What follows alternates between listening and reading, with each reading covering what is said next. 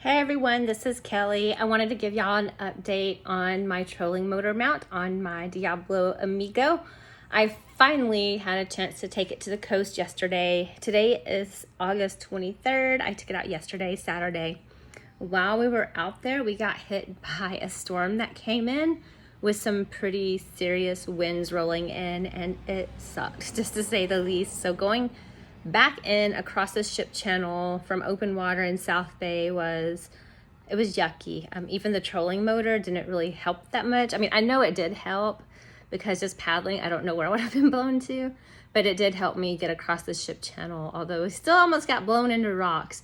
It was just really rough. The current was crazy because there was a storm hitting, and I should have gotten off the water, but the Weather Channel told me 10% chance of rain was it, max winds of 15.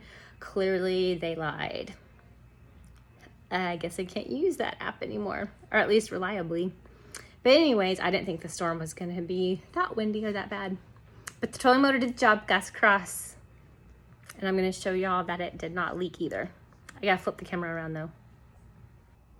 All right, so here's my trolling motor mount. I use the railblaza. And I installed these starport mounts inside these little holes here.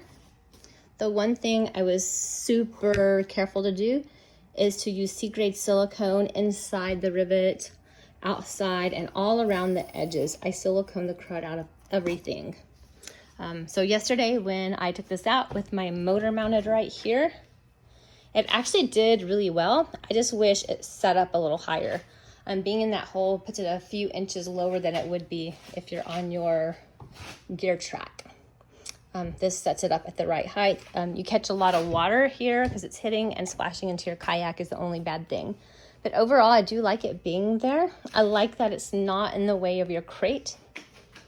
If you install it here, you can see your crate has to sit back a little ways, which isn't a big deal. I have short arms and I'm short in general, so I like it to be a little closer. The gear track is fine too. It felt more stable here. I don't know why, but either one would be fine, I think. But overall, it didn't really take on water. I literally pulled into my garage last night, dropped the trailer, and just took off the straps today, just now, and opened this up. As you can see, there's barely any water in there. And that's honestly typical for this kayak. We went across the ship channel with terrible waves and wind, and the water was literally coming over the top of my kayak, splashing everywhere. It was nuts. I did not like it at all. These kayaks are very hard to control in windy conditions like that, especially with a lot of waves blowing you everywhere. I struggled immensely to get in. Trolling motor definitely helps get in. The pink kayak without the motor that I was towing yesterday took on quite a bit of water. It always does. Something about this pink kayak just takes on more water. Always has. It's about normal for this one too, going out in the bay. Overall, I think the motor did really well. It definitely got us across the ship channel really quickly to begin with. It was super calm when we went out though. It probably was less than 15 miles per hour. When we came in, however, I don't know what it was. It's probably like 25. I don't know. It sucked. But anywho's, there's my update. It did not leak. It did great, y'all.